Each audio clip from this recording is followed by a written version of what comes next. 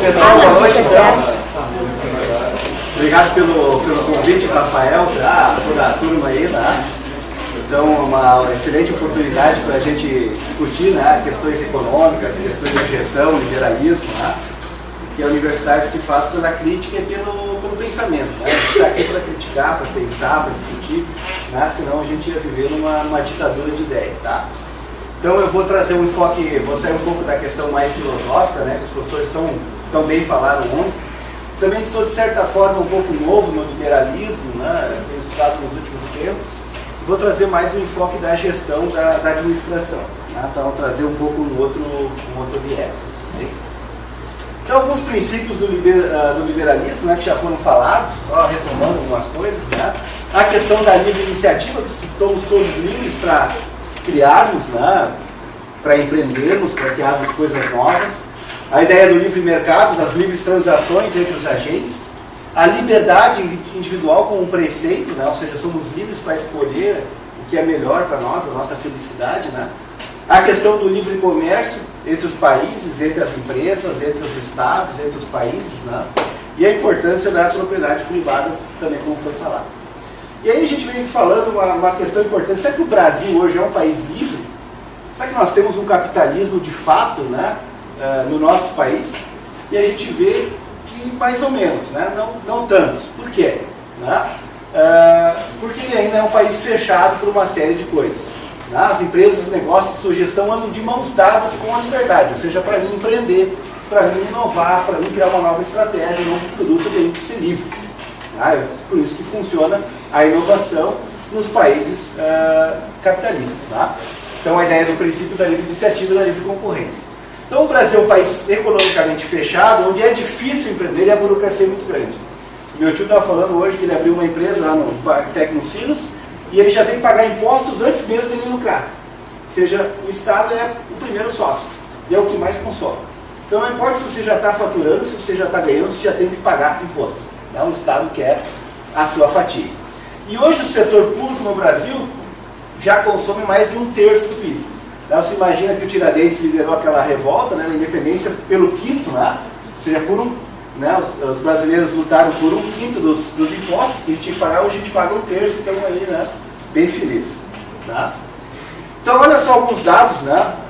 O empreendedor brasileiro, qualquer pessoa, né, que vai querer abrir um negócio, formalizar o seu negócio, ele leva 80 dias para iniciar sua atividade, em média, né, depende dos estados, para começar suas atividades comerciais. Contra 24 dias na Argentina e horas na Nova Zelândia. Na Nova Zelândia você abre uma empresa pela internet. Você manda os documentos digitalizados. Né, você não precisa provar que você é honesto. E no Brasil nós estamos toda hora provando que nós somos honestos. E aí a ideia do cartório, do carimbo, ou seja, eu sou um cidadão honesto, eu sou um cidadão honesto, eu sou um cidadão honesto. E aí o peso dos contratos, né? Por que tudo é caro no Brasil? Porque tudo exige contratos. Então, seria muito mais fácil você deixar a pessoa que quer empreender, que quer gerar empregos, né? Que quer criar riqueza, abrir o seu negócio, formalizar o seu negócio e não criar barreiras para que ele pudesse empreender. Então, como eu falei, paga-se imposto antes de você obter o resultado. Ou seja, se você tem lucro ou prejuízo, não interessa que você está pagando imposto. Tá? E aí, isso é da revista Exame. Um dado que me chamou a atenção foi que no Rio Grande do Sul, nós levamos 3 anos, pessoal, para se conseguir uma licença ambiental. 3 anos. Então, em 3 anos, o cara já mudou de ideia, o cara foi para Santa Catarina, que é 1/3 do tempo. O ICMS é muito mais barato, né? Um ambiente muito mais, digamos assim, business friendly. Né? Ou seja, você leva 909 dias na média para analisar uma licença ambiental. Claro que eu não quero dizer que licença ambiental não é importante, não é isso, mas que pode ser mais rápido. Né? A ideia da eficiência também do setor público. E esse prazo, segundo a Zero Hora, aumentou 40% nos últimos anos. Ou seja, o que era ruim ficou pior. E continua piorando. Né? Então, no Brasil, são gastas, em média, 1.958 horas por ano, ou 80 dias, para que uma empresa preencha os documentos necessários e pague os impostos devidos. Tá? Ou seja, nos países em desenvolvimento, o Brasil é o país que mais leva tempo você preenchendo papelada. Bom, vejo na universidade o quanto tempo eu fico preenchendo o relatório CAP, CNPq, relatório de aluno, RAD, horas que eu poderia estar fazendo um artigo, orientando um aluno, preparando uma aula, uma palestra. Tá? Então, a burocracia é o fim em si mesmo. Eu crio dificuldades para vender facilidades. Tá? Então, o que mais? Olha só, índices de liberdade econômica, onde é mais fácil fazer negócio, onde é mais fácil no mundo eu abrir um negócio, qualquer negócio, pequeno, médio, grande. Tá? Então, Hong Kong, índice de liberdade econômica 90, né? Olha o gasto governamental sobre o PIB, né? 17%, a carga tributária sobre o PIB, 14% apenas. Tá? Imposto sobre a renda, quanto é no Brasil? Chega para 27% de imposto de renda. Hong Kong está 15%. Singapura, Nova Zelândia, Suíça, não, vocês viram os países que o professor colocou, né, antes, que eram os mais liberais, mais democráticos. Tá? Então, aqui a Suíça já tem um pouco mais gasto, né, sobre o PIB governamental, 33%, né? Claro, tem um estado de bem-estar social. O índice de liberdade econômica é 90%. A Austrália é um país que cresce muito, há mais de 20 anos não tem crise econômica na Austrália. Índice de liberdade econômica 86,2%, né? Liberdade financeira, taxa aduaneira, imposto sobre a renda. Emirados Árabes Unidos, né? Vem crescendo bastante. Irlanda, Chile e olha o Brasil. 180ª, 40ª posição. Deve ter 200 países na ONU, né? Nós estamos lá no final. 41%, aqui me desmentiu, mais do que eu tinha colocado. 41% gasto governamental sobre o PIB. Tá? Liberdade de investimento 50%, liberdade financeira 50%, imposto sobre a renda 27%, né? Aquela taxa que a gente paga. Imposto sobre corporações 34%, carga tributária 32% do PIB. Tá? 33%, um terço do PIB é pago em impostos, e falta dinheiro. Como é que pode isso? O orçamento do ano que vem é mais de R$1 trilhão. É mais do que o PIB de, sei lá, 50 países. Tá? E toda hora a gente diz que falta dinheiro, falta dinheiro, falta dinheiro. Tá? Então, o que acontece? É muito difícil eu abrir uma empresa no Brasil. Eu digo para os meus alunos, quem for uma empresa é louco. É louco. É mais fácil passar no concurso, né, do que abrir uma empresa.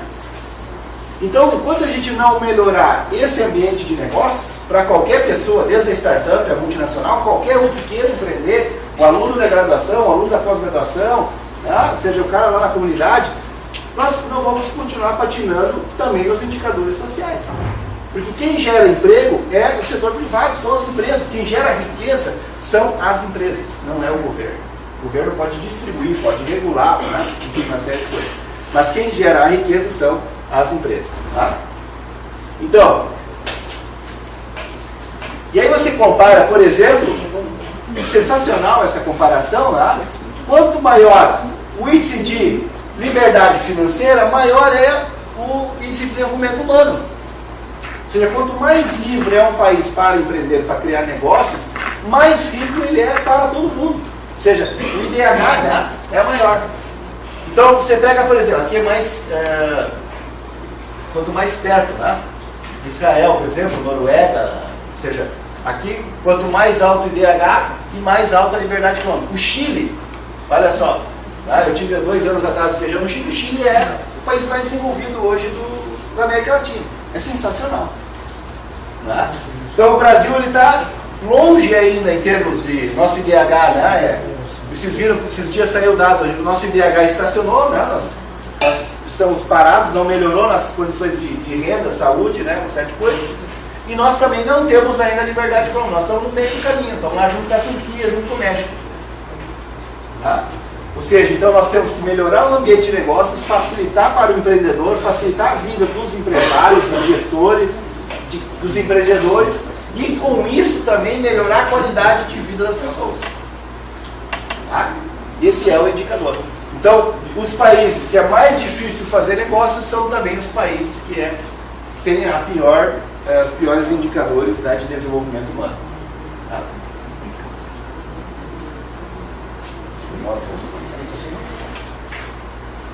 Então, nós somos um país fechado e com alta concentração de mercado. Então, uma das coisas que eu sempre falo na aula é que nós precisamos de concorrência no Brasil. Nós não temos um livre mercado. Nós não somos um país que há concorrência. Bom, nós temos uma empresa estatal que tem um monopólio sobre o refino de petróleo, que define qual é o preço que ela quer. Tá? Vocês me dão um setor, e eu digo 3 maiores empresas, 3, 4 maiores empresas, em qualquer setor do Brasil, que dominam 70% do mercado. Tá? Então, olha só os bancos, pessoal. 7 bancos têm 70% a 80% do mercado bancário no Brasil. 7, 8 bancos. E é por isso que os candidatos estão falando, nós temos que abrir a concorrência. E aí, quando se tem uma concorrência, existia o IBM, existiam alguns bancos internacionais que foram comprados por bancos nacionais. O Banco do Brasil administra em ativos mais do que o PIB da Argentina hoje. É um negócio gigantesco, tem mais de 100 mil funcionários. O Itaú Unibanco, o Itaú e o Unibanco já eram grandes, se tornaram maiores ainda. E o CAD, o Conselho Administrativo de Defesa Econômica, permite que esses monstros continuem cada vez maior. Aí o Sicredi não cresce, a Crenor não cresce, o Cressol não cresce, os pequenos não crescem porque os grandes vão ficando cada vez maiores. Tá? Então nós precisamos ter um choque de fato de livre mercado, nós precisamos ter um choque de abertura econômica e não fechar cada vez mais. Sabiam que pela lei empresas estrangeiras não podiam operar setor aéreo no Brasil? Meios de comunicação estrangeiros não podiam operar no Brasil. Desde a época da ditadura militar, tudo se dizia que era segurança nacional. De certa forma, vamos proteger os amigos do rei. Quem é amigo do rei, a gente mantém fechado, né, a concorrência, e os outros que não são, a gente abre. Então nós precisamos liberdade, liberdade para empreender, liberdade para competir. Olha só, os outros, olha o Banrisul aqui, coitado, está sobrevivendo, coitado. Daqui a pouco não vai aguentar mais. Né? Tá lá, tem Citibank, Banco Safra, né? Mas é muito concentrado. Celular, estou tendo uma péssima experiência com empresa celular, porque abriram linhas, 4 linhas telefônicas do meu nome usando o meu CPF. Tu não precisa abrir, chegar lá assinar um contrato, você abre uma linha telefônica pelo telefone, né? E aí você abre com dados de pessoas que não são as ideais. 4 empresas de telefonia têm 99,5% do mercado. 4 empresas. E aí tu não tem escolha. Claro, é ruim, a TIM é ruim, a Vivo é pior. Tu não tem opção. Tá? Então o que acontece? E aí daqui a pouco, a Vivo comprou a GVT, daqui a pouco a Vivo vai negociar com a TIM, vão fazer uma fusão e vai ficar 3. Então esse é o problema do Brasil hoje, a gente não tem um capitalismo de fato. Tá? E é um professor lá do INSPER que veio falar que existe o capitalismo de laços no Brasil, tá? O capitalismo de compadrio. Os empresários se juntam com os governantes e vamos lá. Aí vamos criar lá as campeãs nacionais, vamos criar taxa de juros subsidiada para grande empresário. Ou seja, ou quando tem um problema vai lá para Brasília pedir para reduzir imposto, que é o que a indústria automobilística faz. Tá? Ou seja, em vez de melhorar a competitividade, ser um carro melhor, não, vai lá para Brasília e pede para reduzir imposto. Tá? Olha aqui, ó, supermercados. E aí tem São Paulo, né? Pão de Açúcar, Carrefour e Walmart já responde aqui, acho que por 80%, 3 supermercados, 80% do mercado, de supermercados. Não dá chance para o Guanabara, não dá chance para o Peruso, sei lá, né? Os grandes ficam cada vez maior. E agora eu já vi que o Carrefour quer se fundir com o Casino. Então, as empresas ficam cada vez maiores, não há concorrência. Esses caras têm economia de escala, eles ficam cada vez maiores. Eles apertam tanto os seus fornecedores. O fornecedor, para você vender para o Carrefour, você tem que pagar para o Carrefour. Então, ou seja, nós precisamos ter concorrência, nós precisamos abrir para mais empresas. Nos Estados Unidos existem mais de 1000 empresas de internet e telefonia. Na Alemanha, você pode escolher qual é a empresa de energia elétrica que você vai escolher. Eu quero uma empresa de energia mais verde, eu quero uma energia mais tradicional. Ou seja, você pode escolher. E aqui a gente não pode escolher a empresa de energia elétrica. Daqui a pouco não pode nem escolher a empresa de telefonia mais. Tá? Então eu não tenho no Brasil, pessoal, liberdade de escolha. Graças a Deus que as montadoras até melhorou nos últimos anos, que entrou a Hyundai, entrou a Chevrolet, entrou uma série de coisas. Tá? Porque antes elas tinham Ford, GM, Fiat e Chevrolet. Eram 4, e acabou. Eu ia pegar mais empresas, mas desistir. Porque qualquer setor é como cimento, é a Votorantim, mais 1 ou 2 e acabou. Então em todos os negócios no Brasil a gente tem grandes grupos comerciais, ou nacionais e estrangeiros, né, que acabam não deixando a concorrência se criar para os pequenos. Né? Então, se a gente olhar o comércio internacional, o Brasil é a sexta hoje, mais ou menos, economia do mundo. Né? Nós temos o quinto país maior em área geográfica, nós respondemos por 1% do comércio internacional. Tá? E olha só, e nós viemos patinando, né? Nós já estávamos um pouco mais, lá 1.2, 1.3, e estamos ali, né? Estamos ali 1,1%. E olha a China, saiu de 0,6, 0,6, em 1976, ó, não para mais, 11,9%, 12% de tudo que se compra e se vende no mundo vem da China. Não é à toa que o Donald Trump está falando lá, olha, vamos fazer barreira para os chineses, porque né, o déficit da balança comercial dos Estados Unidos para a China é mais de 100 bilhões de dólares. Mais de 100 bilhões de dólares. Tá? E aí dizer, mas a China, né, olha aqui o México. Olha o México, saiu de 0,5% do comércio nacional para 2,36%, um país bem menor que o Brasil. Né? Exporta, importa, negocia, vende muito mais do que o Brasil. Olha a Coreia do Sul, pessoal. Tamanhinho, né? Um paizinho pequenininho lá na Ásia. Mais de 2,5%, quase 3% do comércio internacional. A Rússia, 1,6%, cara, a Suécia vem caindo dos países nórdicos aqui em termos de exportação. Ou seja, nós não estamos fazendo a nossa lição de casa. Nós estamos cada vez mais criando barreiras, isso sim, né? Tenta, por exemplo, fazer uma obra. Tenta construir uma casa. Sabe quantos documentos precisam para conseguir o habite-se de uma casa? A casa é tua, no teu terreno, tu faz como tu quer. Tu precisa mais de 20 documentos. Tem que tirar foto da casa, tem que ter um plano da casa, tem que ter... Poxa, cara. Né? Então é muito complicado. Se para fazer uma casa já é difícil, imagina para fazer. Imagina para exportar. Imagina para importar. Né? Muito mais complicado. Então, nós representamos, nós estamos muito abaixo do nosso potencial. Nós poderíamos crescer muito mais, nós poderíamos ser um país muito mais rico, né, em relação ao que nós já fomos, né, em relação aos nossos vizinhos. Nós estamos indo bem, nós estamos indo, mas os outros estão voando. Né, nossos vizinhos estão cada vez mais. E aí, o que é, se a gente analisar a nossa balança de exportação, o que nós exportamos? É coisas de baixo valor agregado, minério de ferro. Então a Vale lá está vendendo pelota de minério de ferro, não é nem aço, ferro. Tá? Como é que aponta aqui, professor Rafael?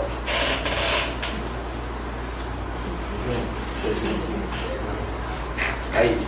Então olha só, valor em dólares e participação no total das exportações. Minério de ferro, pessoal, nós exportamos 15 bilhões de dólares.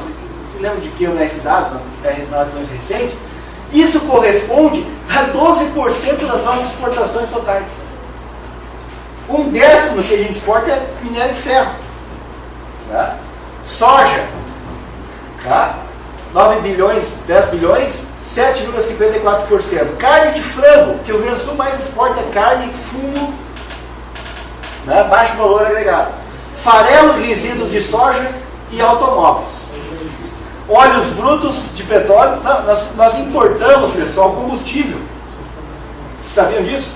A Petrobras não tem capacidade total de refino, nós estamos importando combustível. Nós produzimos o petróleo, né, mandamos para fora, e aí os caras refinam lá fora e a gente traz para o Brasil. Açúcar, pessoal, faz 500 anos que nós estamos vendendo açúcar. 400, né? Continuamos vendendo açúcar. Celulose, café, cara. Estão vendendo café, e aí o café nem é bom. Aliás, o café é bom, vai para fora. Aqui é só a porcaria. Carne bovina, tá? 2%, 2%. Ah, deve ser o Brasil é o maior exportador de carne bovina. O Brasil é o maior exportador. Tá, veio. Os Estados Unidos exporta lá um computador, um notebook, vale o mesmo que 1.000 toneladas de soja. Tá? E aí, se você pegar as maiores empresas, a Vale, sozinha, exporta 11 bilhões, ó, dados de 2015. Sozinha ela, né? A Petrobras, a Vale e a Bunge sozinha responde por, né, um percentual bastante alto, 30, 20 e poucos por cento das exportações. A Petrobras, a Bunge, né, a Cargill, a Embraer, a JBS Friboi, a ADM, a BRF, ó, a Braskem. Ou seja, a gente vem commodity, está vendendo, né? Ou seja, por quê? que é mais fácil. A China agora desenvolveu um navio que pega a soja aqui no Brasil e vai moendo a soja enquanto vai da China. Leva 45 dias para chegar na China. Aliás, o chinês já está comprando a terra no Brasil. O Congresso vai discutir agora qual é o limite que um estrangeiro pode comprar. Então eles estão tendo o acesso a toda a cadeia de suprimentos, que a gente não está deixando. Tá? Quem é que mais investe na África hoje é a China. Quem é que mais investe na América Latina é a China. Os americanos só estão olhando lá para o Oriente Médio, para outros países, enquanto os chineses estão vindo aqui e estão matando as nossas empresas, estão matando os nossos empregos. Tá? Então, o que nós temos que fazer? Nós temos que dar oportunidade para o pequeno, médio, grande fazer a sua exportação, facilitar o processo. Então, quando se compra uma mercadoria de fora, vai o cara da Receita Federal olhar o container, vai o cara da Inspetoria Veterinária, vai o cara da Anvisa, e esses caras não se conversam. Não existe um órgão para fiscalizar um container. Todo mundo tem que ir lá abrir o container. Tá? Então é uma coisa assim que só acontece no Brasil, é a nossa jabuticaba. Eu sou otimista até, mas... Então, o Brasil continua sendo um país fechado para o mundo. Bom, quantos por cento dos nossos alunos falam inglês e espanhol? Ninguém, né? Quase 1, 2%. Então a gente é fechado até nisso. Nós não temos uma disciplina, na administração não tem uma disciplina em inglês. Na URGS, quando eu estudei doutorado, não tinha uma disciplina em inglês. Nada. Nem espanhol, que nós estamos aqui do lado, né? Isso é um absurdo, é uma vergonha. Né? Nós deveríamos estar falando espanhol como a segunda língua, para nos integrarmos no mundo. Mas a gente quer fechar. Então o pessoal veio para a Copa, veio para a Olimpíada e não vem mais.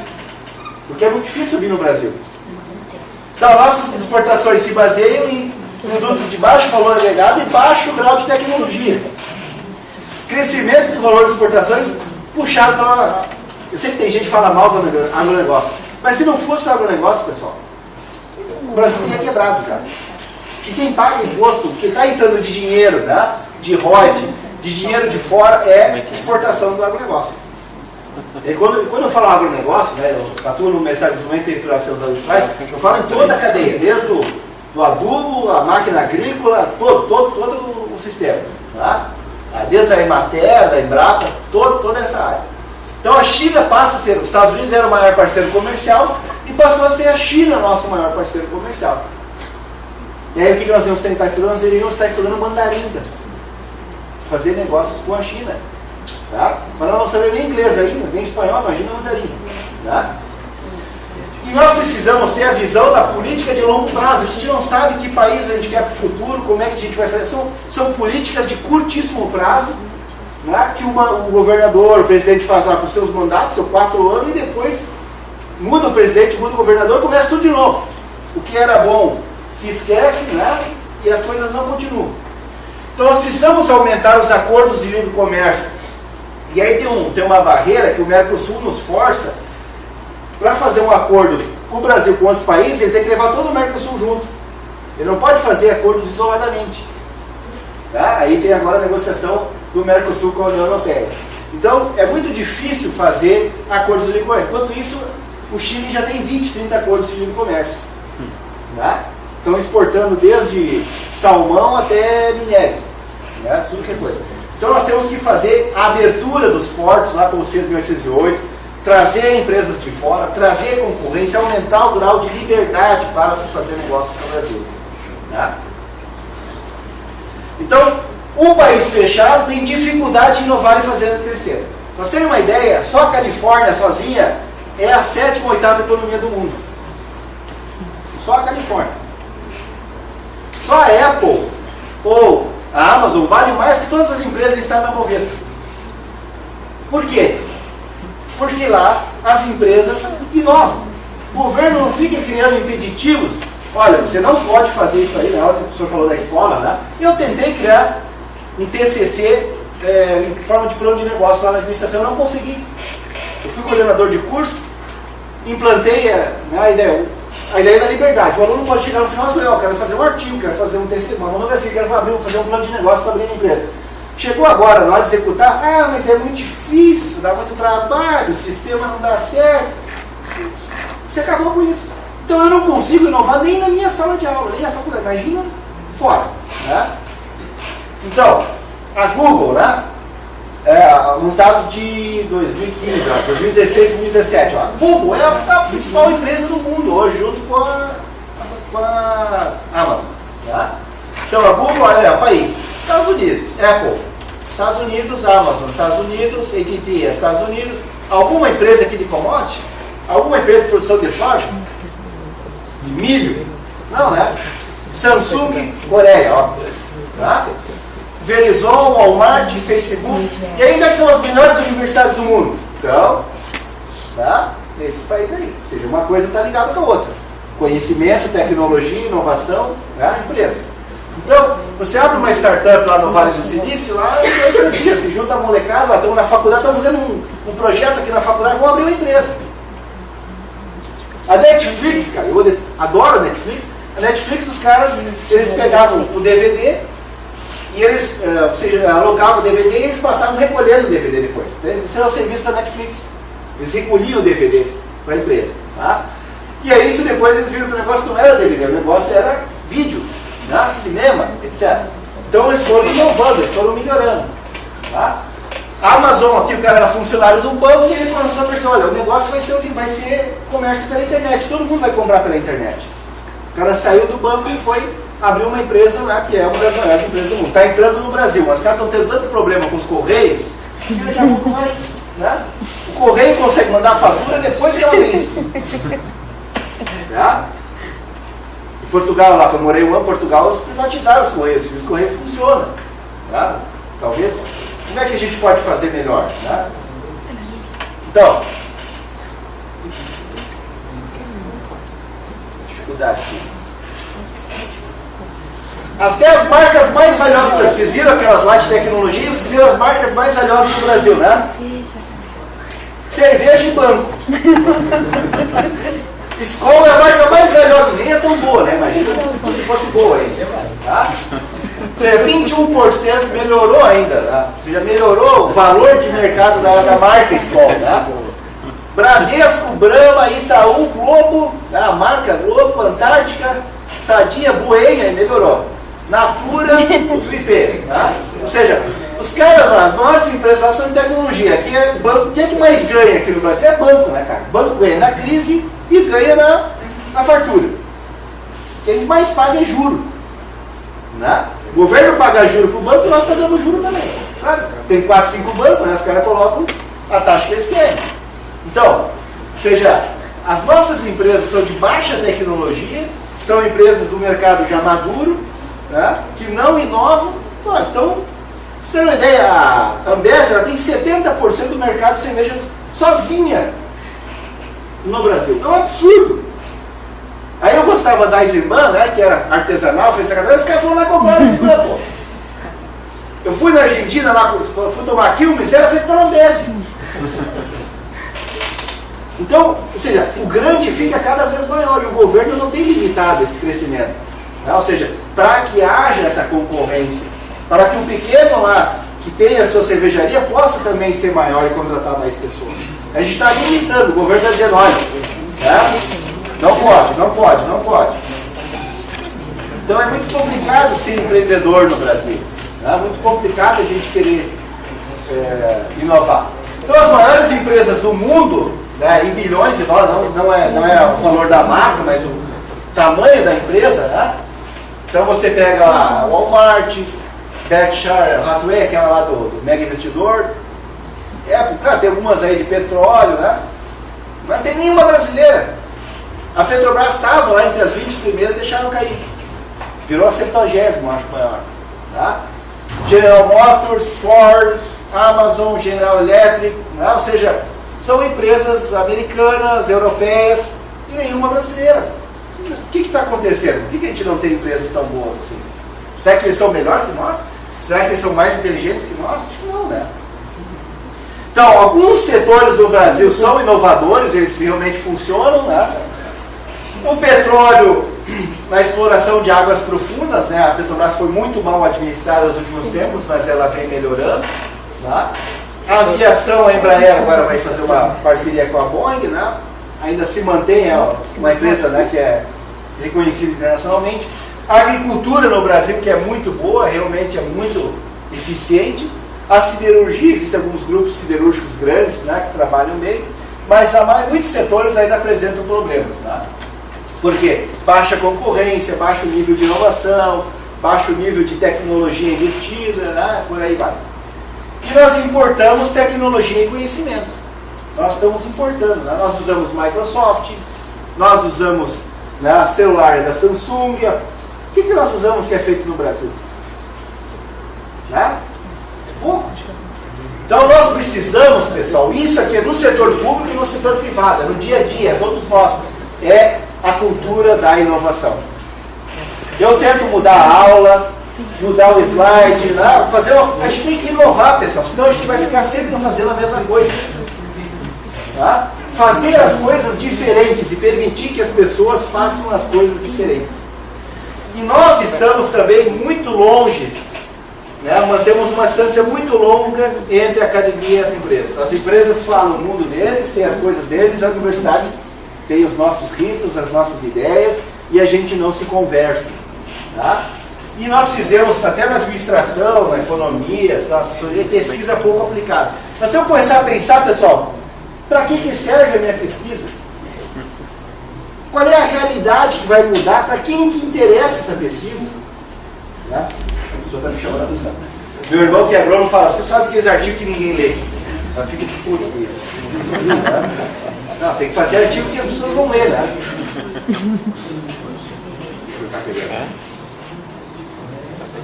Isso, deu cresce aqui.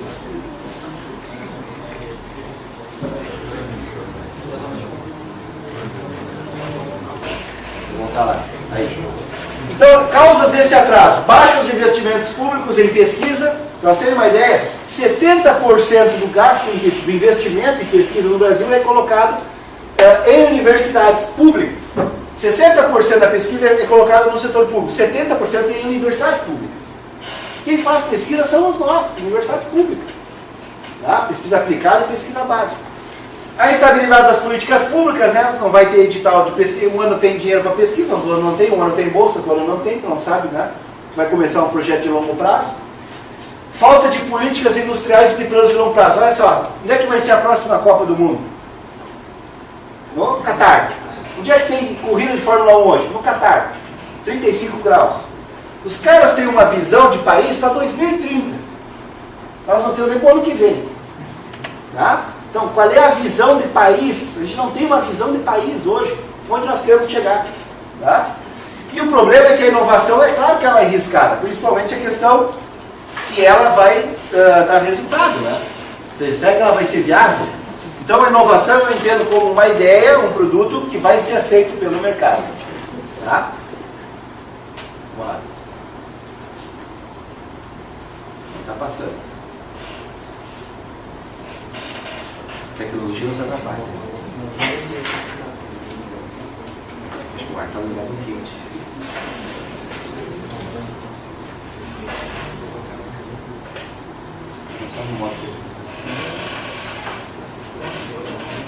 Aí. Tá. Então, o investimento em ciência e tecnologia no Brasil hoje é 1,28% do PIB, enquanto os países envolvidos que é o dobro. Israel tem mais empresas e startups que o Brasil, e olha o tamanho de Israel e olha o tamanho do Brasil. Tá? Nós somos o 69º lugar no ranking de inovação global entre 127 países. Estamos lá um pouquinho mais para lá da metade da turma. Tá? Então, os Estados Unidos eles invertem. 2/3 do dinheiro é investido em empresas e 1/3 nas universidades. No Brasil é o contrário. Nós pegamos 2/3 do dinheiro e investimos nas universidades em vez das empresas. Porque as empresas não investem em pesquisa, não investem em tecnologia. Tá? Então, baixos investimentos públicos, né? Falta de visão de longo prazo. Possíveis soluções: necessidade de aumentar a pesquisa também pelas empresas e em parceria com as empresas. Por que não? Por que não podemos trabalhar junto? Não somos inimigos. Precisamos trabalhar junto, fazer parceria, cooperação. Tá? Projetos de proteção com isso aqui tem uma coisa legal. No Brasil leva em média 6 a 7 anos para você criar uma patente do produto. Em 6, 7 anos a tecnologia já mudou o mercado, já nem é mais a mesma coisa, e nós estamos lá ainda tentando proteger aquela inovação. Tá? A Universidade UFPEL agora tem uma patente, um produto que foi licenciado. Tem algumas patentes, mas tem um produto que foi licenciado. Ou seja, nós temos artigo, patente, e esse patente, produto, muito pouco. Tá? Aumentar a interação universidade-empresa, criar incubadoras de empresas, parques tecnológicos, ou seja, fazer com que o aluno, o estudante, né, qualquer pessoa possa criar a sua própria empresa. E o que a universidade vem fazendo nesse contexto? A universidade vem tentando se adaptar, vem mudando, mesmo as universidades públicas, né, vem evoluindo nesse sentido. Criação de espaços como empresa júnior, nós temos lá, a empresa júnior, fui um dos fundadores, séculos passados, né? Muito tempo, né? Nem me lembro mais.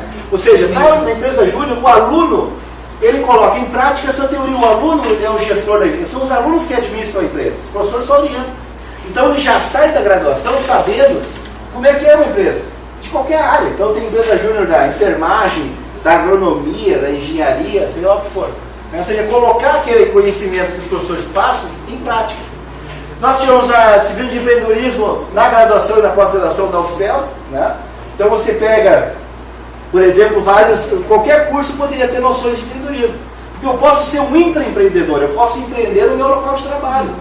Criar projetos novos, criar produtos novos, não precisa abrir uma empresa para ser empreendedor. TCC com plano de negócio, que eu abandonei, não quiseram mais, não deu mais certo. Escritórios de transferência de tecnologia e internacionalização. Nós temos que nos abrir para fora. Receber alunos de fora, receber professores, né? E ir para fora daí. Aqui eu estou roubando o mesmo dado que o senhor passou outro tudo, né? Mas é que eu gostei. Olha só, pessoal, como é que nós vamos ser um país livre e empreendedor quando 56% dos alunos não se formam? Vocês que estão aqui são 17% entre 18 e 24 anos dos alunos do Brasil que estão na universidade. 83% estão fora da universidade. Mais de 1 milhão de jovens no Brasil são nem estudam nem trabalham. Eu estou preocupado com a minha aposentadoria, porque quem é que vai pagar a minha aposentadoria? Tá? Olha só, 1.392.000 estudantes não se formaram nos cursos que se matricularam. 84% hoje dos alunos estão matriculados na universidade privada. E só 16%, antigamente era o contrário, tinha muito mais alunos da universidade pública do que a privada. 34 concluíram a graduação e 10 ainda permanecem no curso. Tem aqueles que vão patinando, né? Ingressaram 24 mil cursos em 2.200 instituições. A maior existência no segundo ano. Então, como o professor colocou ontem, né? Não tem base lá do primeiro e segundo grau, tu não consegue acompanhar. Engenharia, não precisa abrir mais curso de engenharia. Os caras não conseguem nem acabar o que começa. Então, como é que nós vamos ser um país livre quando as pessoas não têm acesso à educação, não se formam? Né? Ou seja, para se tornar um país livre, nós temos que ter um investimento maciço. Nós não investimos nem 5% do PIB em educação hoje. Menos do que outros países desenvolvidos em desenvolvimento. A qualificação média do trabalhador é a 8ª série, pessoal. A média da população em geral. É ensino fundamental. 8 anos de estudo. Isso eu acho que 7% de analfabetos, sabe? Sim. Mais ou menos. 7% de analfabetos. E aí você vão ver o negócio, eu tenho me preocupado muito com a questão da tecnologia, da automação. Vai faltar emprego para muita gente, pessoal. A Amazon já fez uma loja nos Estados Unidos que não tem vendedor. Você entra, né, tem o seu celular, tira da gôndola, a gôndola já faz a leitura lá do produto, e você paga com o celular, não tem ninguém. Um dia que nós vamos colocar essas pessoas, pessoal? Então nós temos que empreender, nós temos que ter os nossos negócios. E o Brasil é um dos países que mais tem empreendedorismo no mundo, mas por necessidade, não por oportunidade. O cara não consegue outra coisa. Então olha só, a média da OCDE, 52% das pessoas com idade de 25 e 64 anos estão concluindo o ensino médio, né, no Brasil. Então, no Brasil, pessoal, as pessoas não têm o ensino médio, né, nem o ensino superior. Atrás da Argentina, do Chile e da Colômbia. No Distrito Federal, e aí as disparidades regionais. No Distrito Federal, 33% dos jovens adultos chegam à universidade. No Maranhão, 8%. Tá? Então você pega a remuneração do Distrito Federal e pega o Maranhão, vê a diferença. Então nós precisamos fazer com que as pessoas vão à universidade, fiquem na universidade, se formem, né, para poder inovar, para poder criar empresas, né, para poder melhorar o ambiente de negócio. Então vocês são parte dos 17%, né, que estão em universidade superior. Se pegar a universidade pública, vocês são 2%, né, sei lá, 5% do número de jovens que estão fazendo faculdade numa universidade pública. Então, nós somos a elite. E aí eu vejo esse tipo de coisa, né? Ou seja, não a implementação de disciplina de empreendedorismo na universidade. Né? Então, universidade pública, é claro que não é empresa. Eu sei que não é empresa. Nós não queremos ser empresa. A universidade é muito importante, é muito mais importante do que simplesmente ser uma empresa. Mas agora, eu tenho que não só ensinar, não posso só dar o peixe, eu tenho que ensinar a pescar. Eu tenho que fazer com que o cara lá da agronomia entenda como é que funciona uma empresa. Eu tenho que entender que o cara da enfermagem, por exemplo, ele pode abrir uma empresa de home care, de cuidados. Tá? Ou seja, e aí ele passa a faculdade toda, ele não tem uma cadeira de administração. Ele não sabe o que é orçamento, ele não sabe o que é plano de negócio. Como é que ele vai ser um cidadão livre? Como é que ele vai ter livre iniciativa? Tá? Então nós temos que parar com esse preconceito, né, em relação ao empreendedorismo, à livre iniciativa, em qualquer curso. Porque eu acho que o nosso cérebro é uma esponja. Tá? Existe a plasticidade, eu estava olhando ontem um livro, até o cara é coach, mas tudo bem, né? O nosso cérebro, existe a plasticidade cerebral. Quanto mais a gente aprende, mais a gente está apto a aprender. Isso tem a ver até com a linguística, né? Quanto mais palavras a gente sabe, mais fácil é desenvolver ideias complexas. Tá? Então, quanto mais eu souber de tudo, é melhor, pessoal. No MIT, nas universidades de ponta dos Estados Unidos, as disciplinas da graduação já vão levando o cara para abrir a sua startup. Pode não dar certo. Pode o cara querer fazer outra coisa, mas ele sabe como é que aquilo funciona. Aquilo vira uma experiência. Tá? Então, como eu disse, meus amigos dizem, como é que pode ter um liberal na universidade pública? Como é que pode ter um cara de direita na universidade pública? É óbvio, simples, porque eu penso. Eu tenho liberdade de escolha, eu posso escolher o que eu quiser. Né? Eu posso escolher a metodologia que eu quiser, eu posso escolher a disciplina que eu quiser, a pesquisa que eu quiser. Nós temos que ter liberdade de cátedra. E aí até tem que pensar, né? Eu tenho que ser contra a escola sem partido, é óbvio. Né? Até por uma questão de liberalismo. Né? Então, eu não quero o Estado mínimo, eu quero o Estado necessário. O Estado possível, que a gente consiga pagar. Porque hoje nós produzimos menos do que aquilo que a gente está sustentando. Então, eu não falo de privatização aqui, eu não estou falando de Estado mínimo. Quando alguns me rotulam, né, meus amigos professores, mas tu quer o Estado mínimo? Não, eu quero o Estado necessário, o Estado possível. E daqui a pouco nós não temos Estado nenhum. Né? Então nós temos que mudar. E aí eu fico pensando no meu sindicato, né? O nosso sindicato que barra tudo, que tudo é contra, que, né? Barreira. Puxa, vamos pensar no século XXI, né?